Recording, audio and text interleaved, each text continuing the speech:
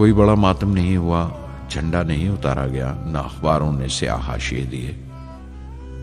न सियासतदान थे वो, न विद्वान कोई, न कोई बड़े सरमायादार।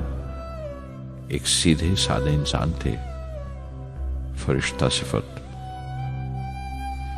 और हर उस बात की वजह थे जो दानाई और पारसाई की राह दिखाती है।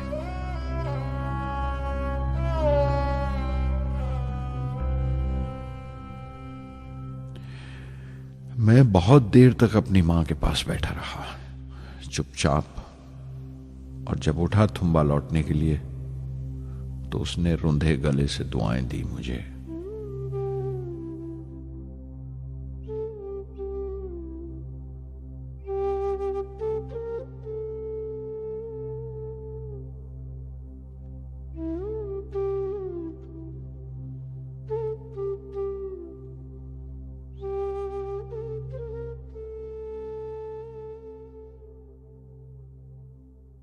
SLV-3 अपोजी रॉकेट जो फ्रांस से उड़ाई जाने वाली थी, अचानक कुछ मुश्किलों का शिकार हो गई।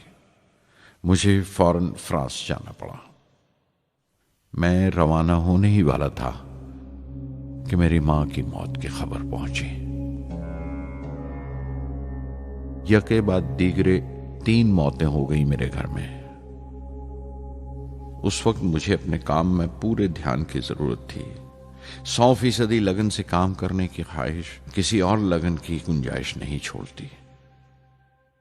मुकम्मल नीति और पूरी लगन से SLV-3 का ख्वाब 1979 के दरमियान में जाकर पूरा हुआ। हमने SLV-3 की परवाज का दिन 10 अगस्त 1979 तय किया था। 23 मीटर लंबा 4 स्टेजेस का ये रॉकेट 17 टन का वजन लेकर 7:58 पर बड़ी कजदाई से उड़ा और खला की तरफ रवाना हुआ।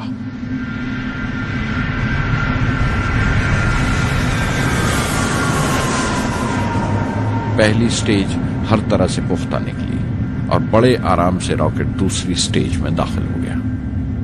हम सब दम खुद रह गए, सांस रोके बैठे थे। हमारे बरसों का ख्वाब आसमान की तरफ सफर कर रहा था। अचानक हमारे ख्वाब में दरार आई, हमारा सुकून टूटा, हमारी खामोशी टूटी। दूसरी स्टेज काबू से बाहर होने लगी थी। 317 सेकंड के बाद परवाज टूट गई। मेरी मेहनत और उम्मीद चौथी स्टेज को साथ लेकर तमाम मलबा श्री हरिकोटा से 560 किलोमीटर दूर समंदर में जाके गिरा।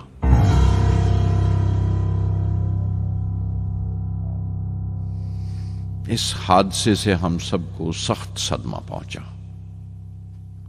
मैं गम और गुस्से से भर गया, नुचड़ गया, बिल्कुल जिस्मानी तौर पर भी और जहनी तौर पर भी। मैं सीधा अपने कमरे में गया और बिस्तर में धंस गया। मैंने अपने कंधे पर एक दिलासे का हाथ महसूस किया तो आंख खोली। दोपहर ढल चुकी थी, शाम करीब थी। डॉक्टर ब्रह्म प्रकाश मेरे सराहने बैठे थे। उनकी इस हमदर्दी ने छू लिया मुझे। मैं उदास था, मायूस था, लेकिन अकेला नहीं।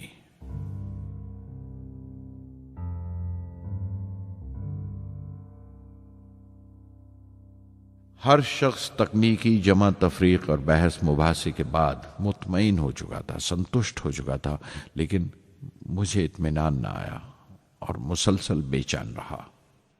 मैं बेसाख्ता खड़ा हो गया और एतराफ किया प्रोफेसर धवन के सामने, सर, मेरे साथियों को नाकामयाबी की वजह दरियाफ्त हो जाने से इत्मीनान हो गया, लेकिन मैं उसे काफी नहीं समझता।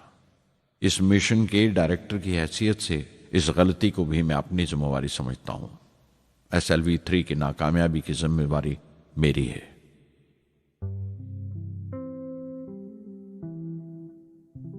साइंस का काम कमाल दर्जा उत्साह भी देता है, खुशी भी और उतनी ही गहरी मायूसी भी।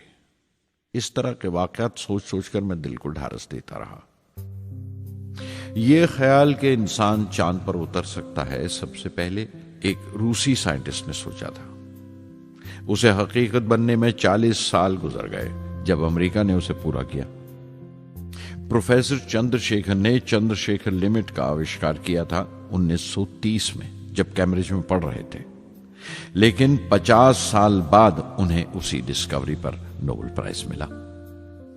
वॉन ब्रॉन अपनी सैटर्न लॉन्च व्हीकल से आदमी को चांद पर उतारने से पहले कितनी सारी नाकामियों से गुजरे होंगे। पहाड़ की चोटी पर उतरने से पहाड़ पर चढ़ने का तजुर्बा नहीं मिलता। जिंदगी पहाड़ की चढ़ानों पर मिलती है, चोटी पर नहीं। चढ़ानों पर ही तजुर्बे मिलते हैं और जिंदगी मंचती है और टेक्नोलॉजी तरक्की करती है। चोटी पर पहुंचने की कोशिश ही में चढ़ानों का इल्म हासिल होता है। मैं एक एक कदम चलता रहा, चढ़ता रहा चोटी की तरफ।